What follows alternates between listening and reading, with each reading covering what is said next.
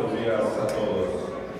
Bienvenidos a esta su casa, Cuernavaca, Morelos, a su Congreso Anual 2019, Retos y Perspectivas de la Justicia Federal Mexicana, de la Asociación Nacional de Magistrados de Circuito y Jueces de Distrito del Poder Judicial de la Federación, en el cual tocaremos temas sobre autonomía e independencia judicial, la reforma laboral, problemáticas del sistema penal acusatorio, corrupción y austeridad y paridad de género. Sean todos muy bienvenidos.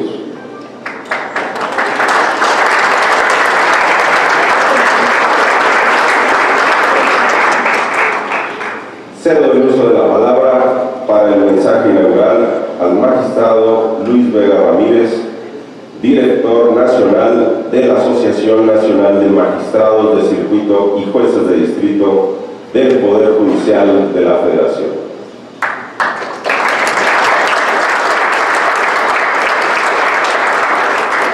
Muy buenos días, queridísimos amigos, queridísimas amigas y compañeras y compañeros, distinguidos miembros del Presidium. Por razones de tiempo voy a obviar el mensaje inaugural, que era de hora y media, pero simplemente es para destacar de manera importante el que estemos reunidos en este Congreso Nacional, en donde discutiremos los temas más relevantes que corresponden al Poder Judicial de la Federación.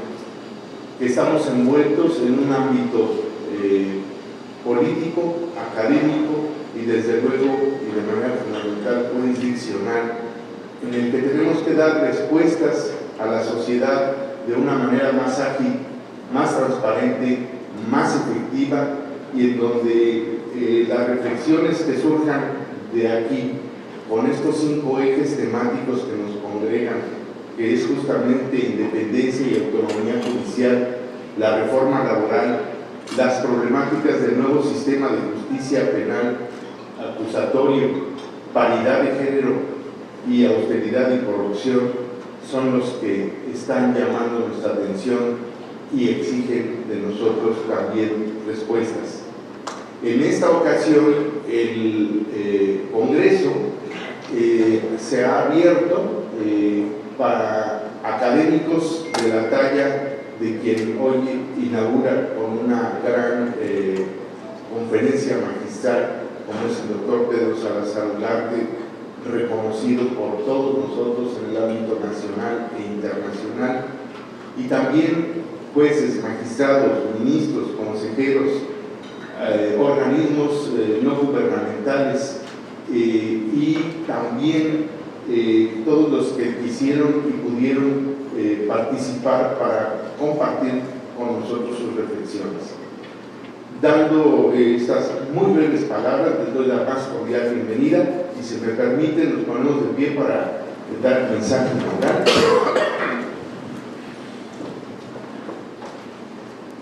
Siendo las 9:29 del viernes 29 de noviembre de 2019 en la ciudad de Cuernavaca, Morelos, doy por formalmente inaugurados los trabajos del Congreso Nacional 2009 de la Asociación Nacional de Magistrados de Circuito y Jueces de Distrito del Poder Judicial de la Federación, por la autonomía y la independencia de nuestra institución. Muchas gracias.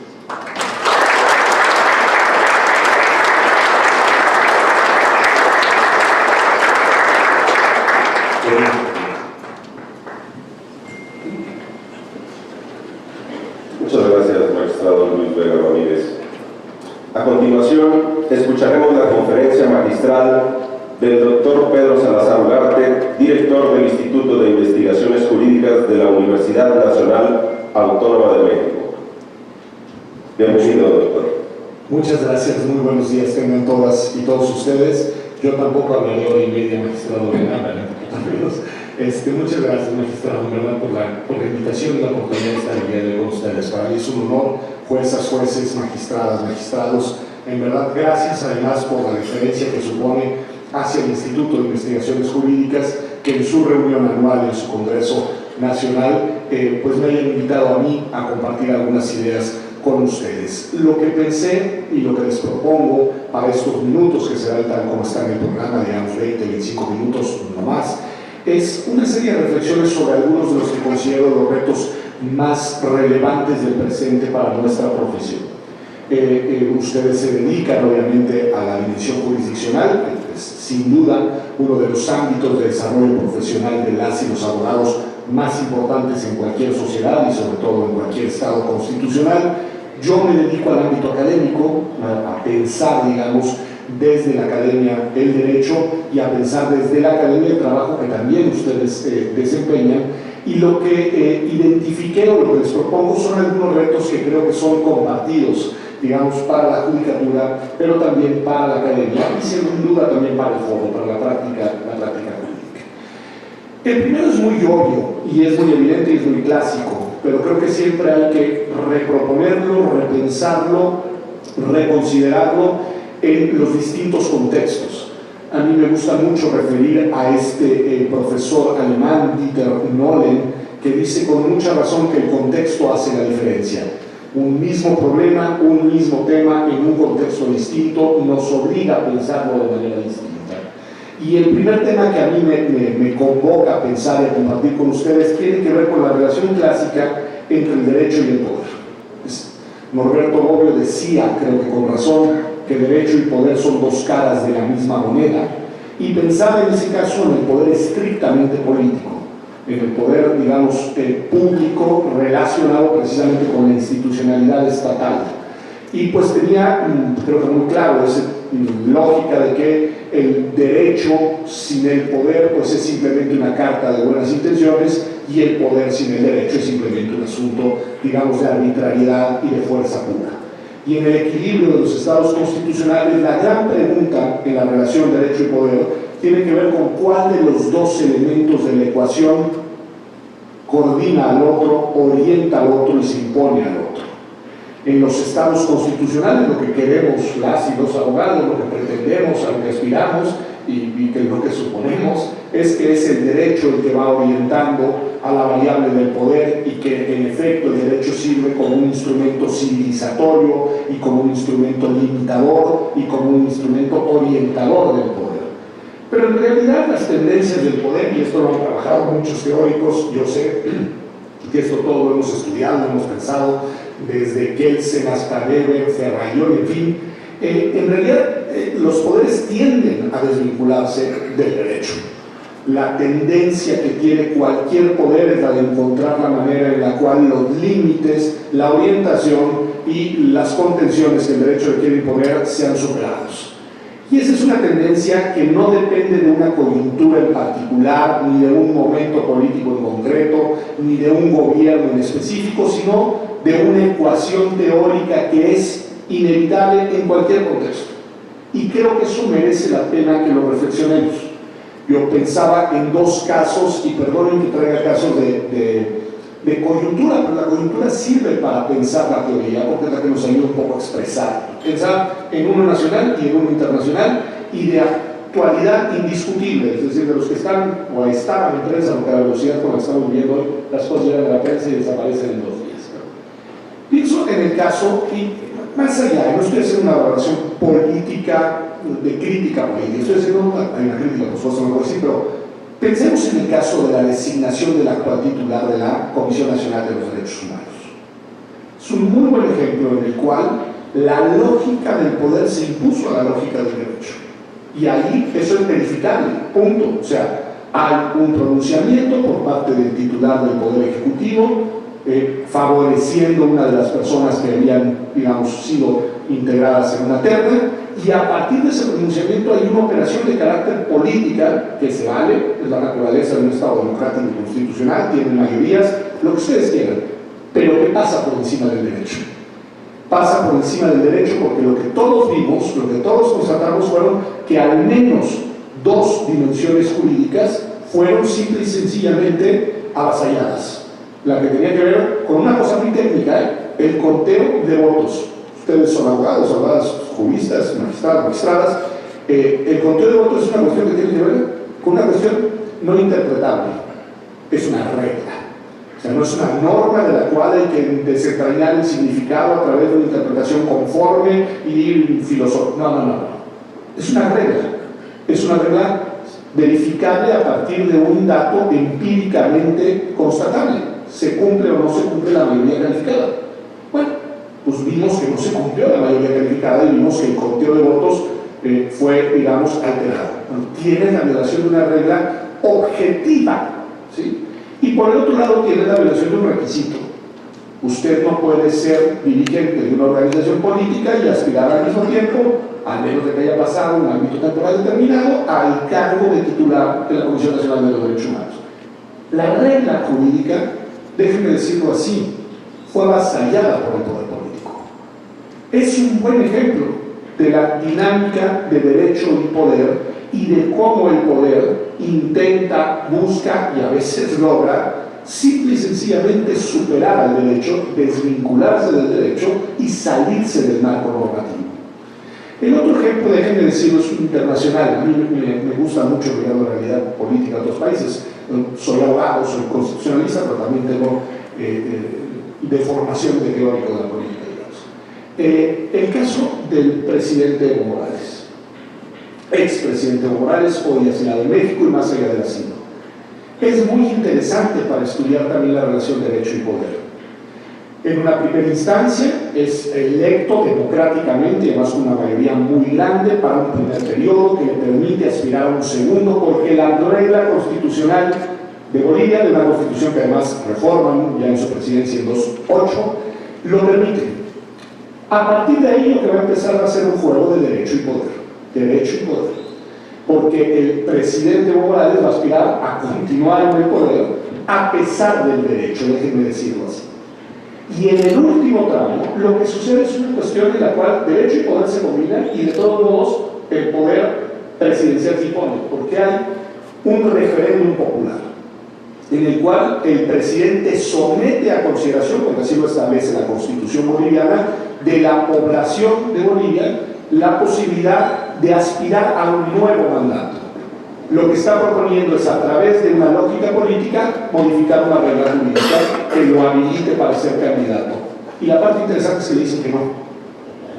La mayoría de las personas de su país deciden que ya no, que la regla no debe de ser modificada y que el presidente debe de continuar en su cargo solamente hasta el final de ese mandato y no debe de poder ser reelecto. Y aquí la lógica poder y derecho se activa de nuevo con una vertiente insospechada, que son ustedes. El presidente acude a la Corte Constitucional, a una Corte Constitucional que tiene muchas particularidades de Bolivia, en fin, no las saludo, no las saludo con el dato. Acude a la Corte Constitucional, que es una Corte Constitucional, hay que decirlo, objetivamente, sumisa al poder ejecutivo.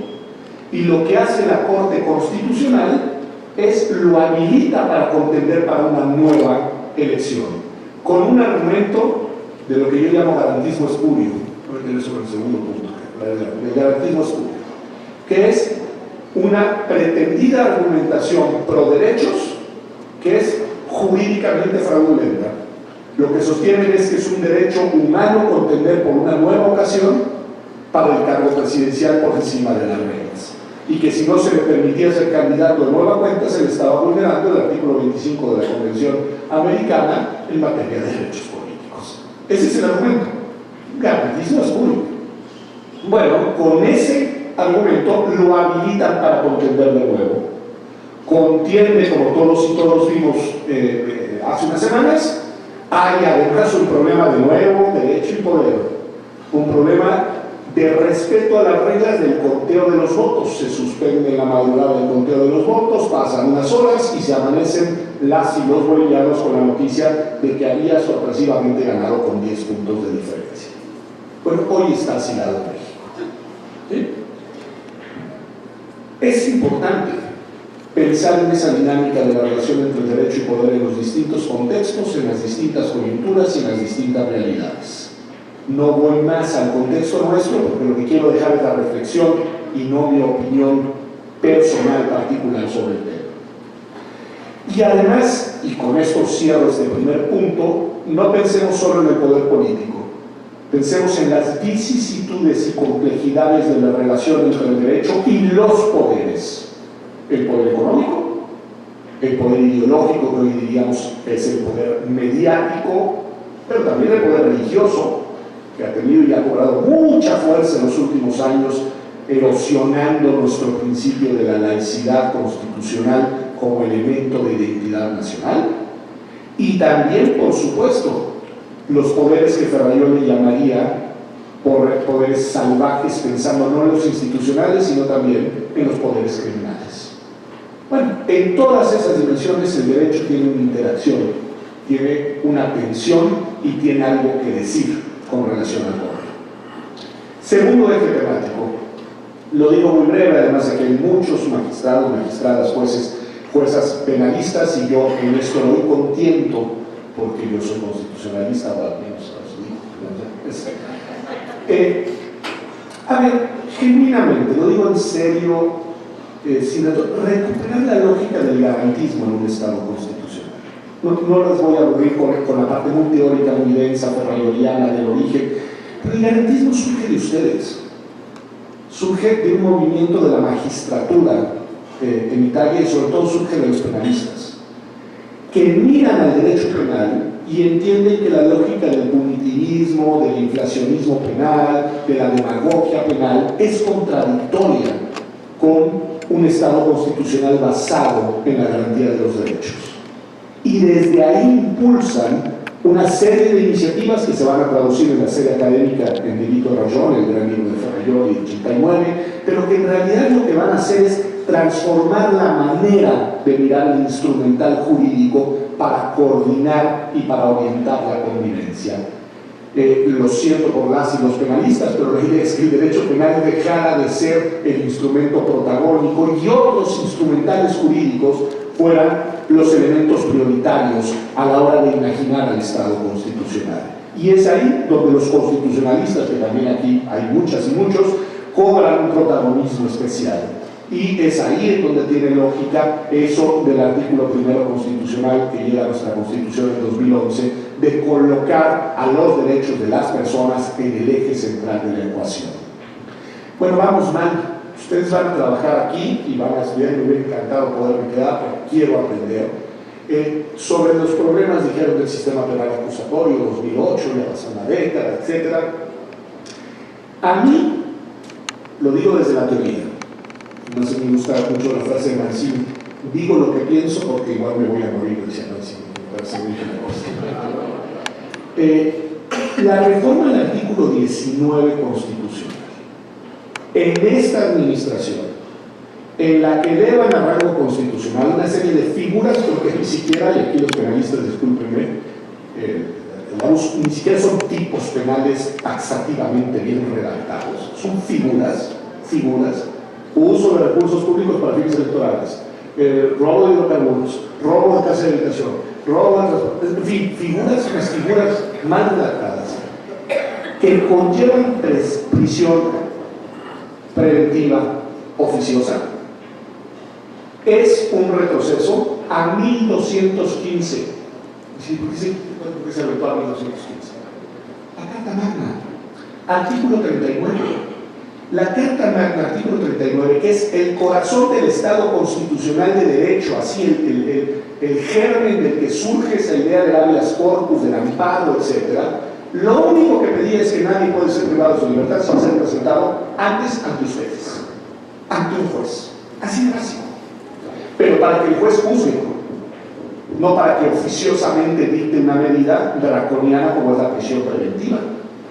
Porque lo que hace esa reforma del artículo 19 constitucional es inocular la capacidad de ustedes de ejercer la función que tienen, de las y los penalistas, porque les impone oficiosamente una decisión sin ponderación ni valoración alguna de las particularidades del caso, y en ese sentido es una intromisión que viene desde el poder del reformador de la Constitución y desde la iniciativa del Ejecutivo sobre el Poder Judicial, merma la función constitucional que a ustedes les toca, pero además ¿Por qué digo 1215 y se acabó la Carta Magna?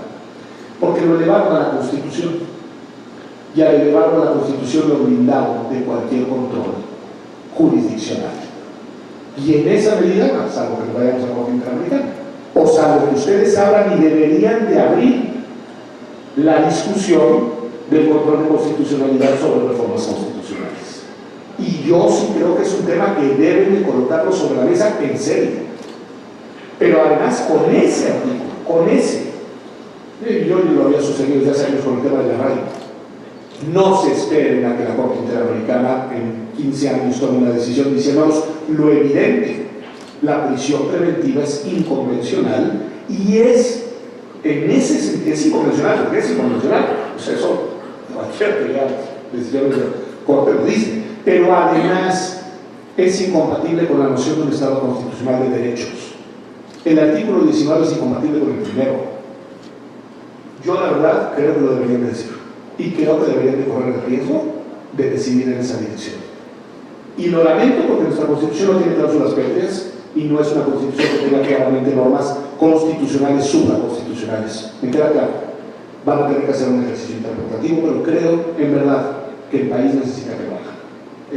Y claro, es una labor de control jurisdiccional frente al legislativo, o reformadores, más que legislativo, y frente al ejecutivo. Pues sí, para eso está. Tercer tema, el gran desafío de las nuevas tecnologías para el derecho. Nada más lo dejo ahí. Y nada más desdoblo en 3 dimensiones y voy al cuarto tema. 1. Lo que le impone a la práctica jurídica el desarrollo tecnológico. Como ejercicio profesional, a nosotros en la academia nos está poniendo a temblar, pero también está poniendo a temblar a los despachos de abogados y a ustedes. Creo que les va a generar también algún tipo de desafío. Pongo un ejemplo muy claro.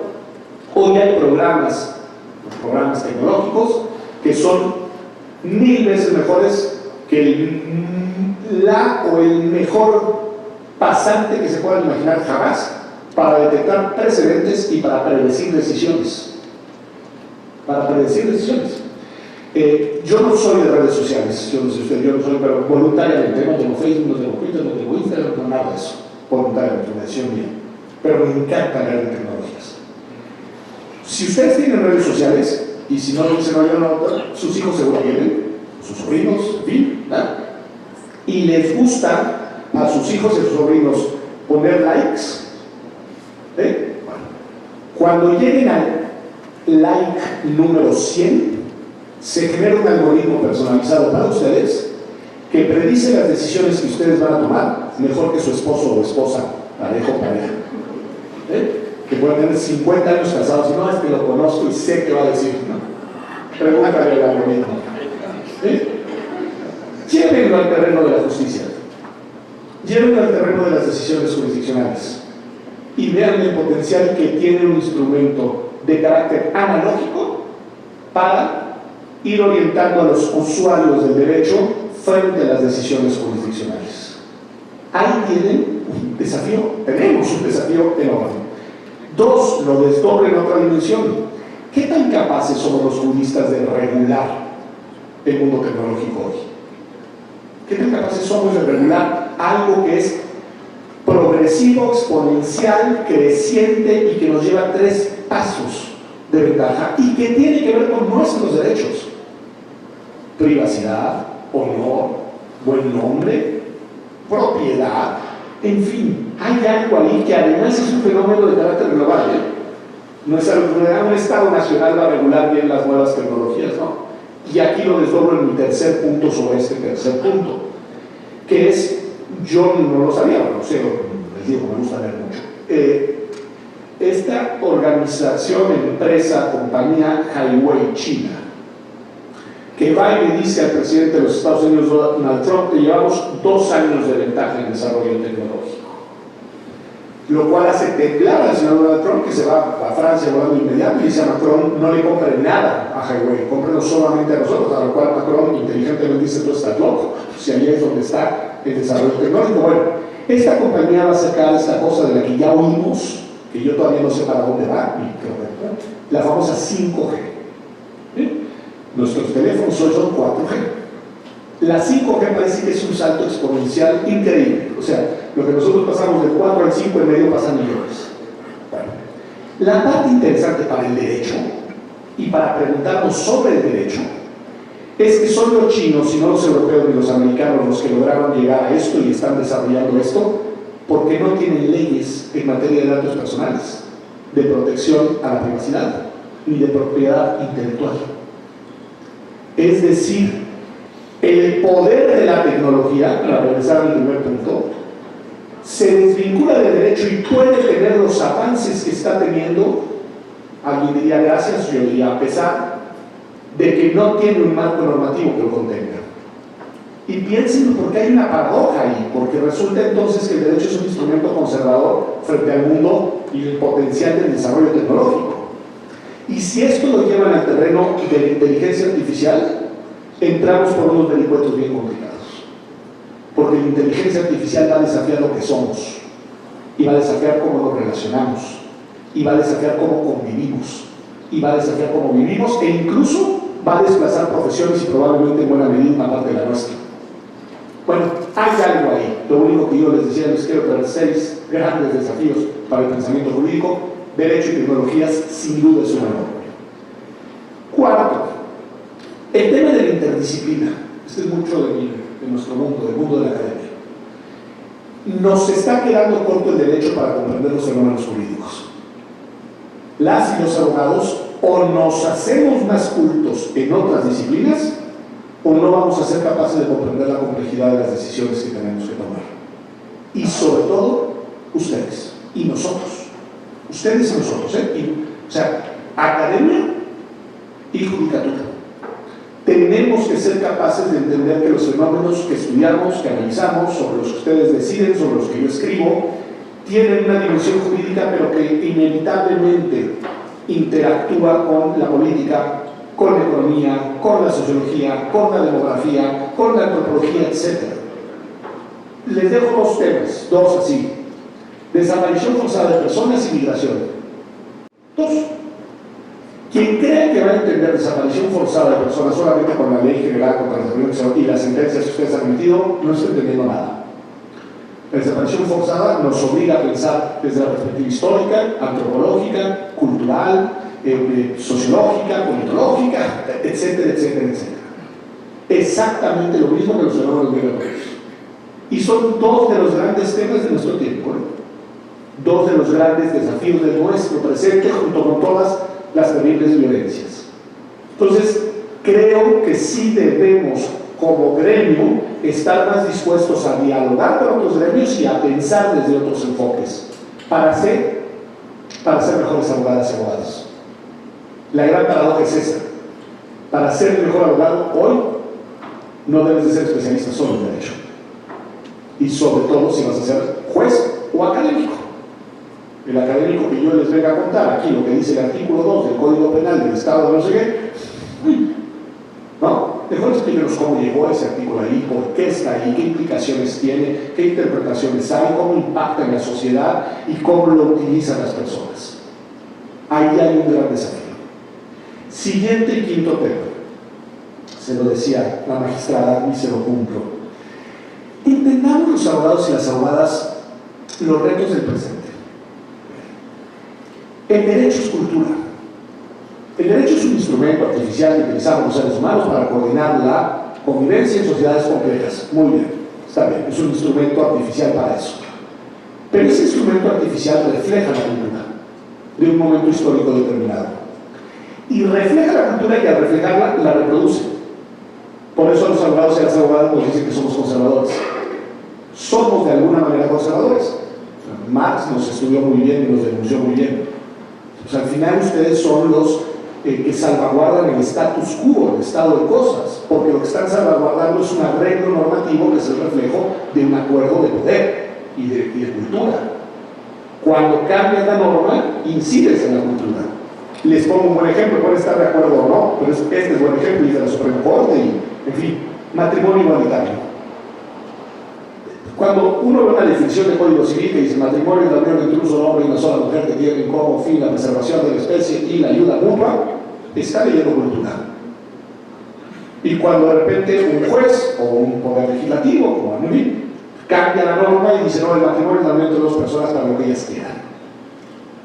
Está reflejando un cambio cultural y está provocando un cambio cultural. Por eso tantas resistencias en muchos lugares del país a estas decisiones de la Corte que pues cambiaron las reglas de acuerdo a lo que es el matrimonio.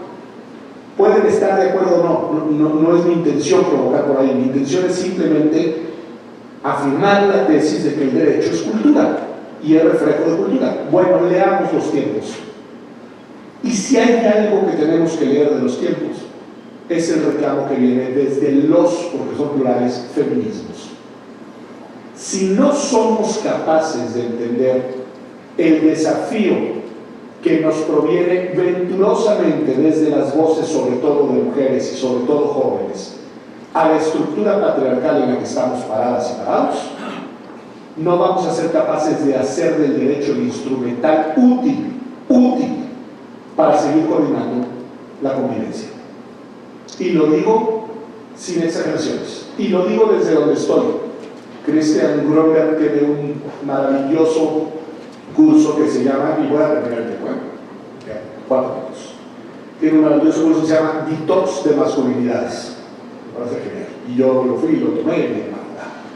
Y tiene una cosa en la que hacen un círculo en el que ponen una franja en medio y ponen arriba del círculo todo lo que es en nuestra sociedad situacional de poder. ¿Sí? Y todo lo contrario, que es de dispoder o de falta de poder en la parte de abajo. Hombre, mujer, heterosexual, homosexual, flaco, gordo, rico, pobre, hablante de la lengua, no hablante de la lengua, etcétera, etcétera. Bueno, yo cuando lo vi, dije, estoy en todas las de arriba. Soy hombre, relativamente joven todavía, eso se va a quitar con el tiempo, pero relativamente joven, flaco, económicamente bien situado, heterosexual, en fin, en todas las de arriba. ¿Y saben qué? No me había hecho cargo de la responsabilidad que eso supone. Y no me había hecho cargo de las puertas que eso me abre.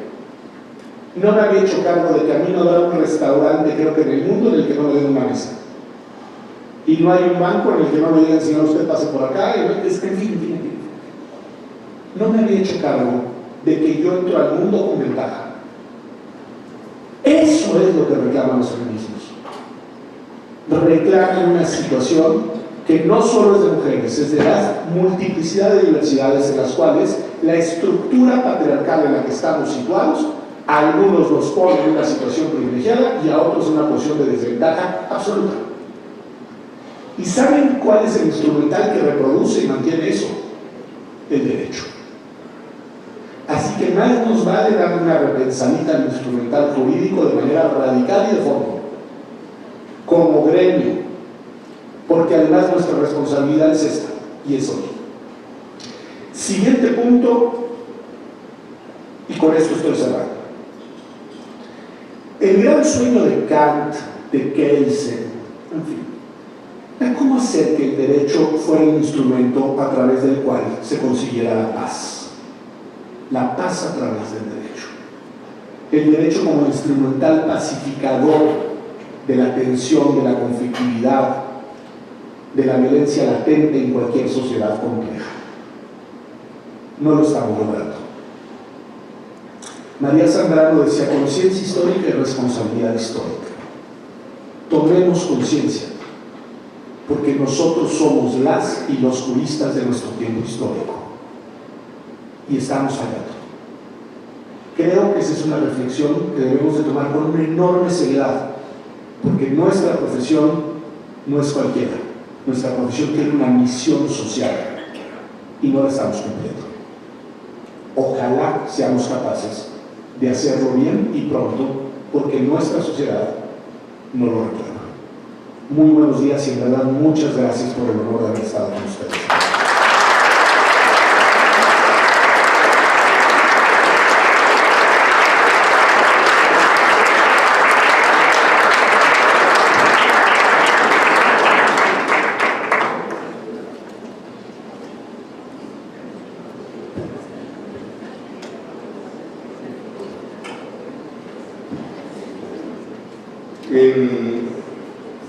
En reconocimiento a esta esta extraordinaria síntesis que el doctor Salazar Ugarte nos hace respecto de los grandes retos que afrontamos conjuntamente los abogados desde la academia y desde la judicatura.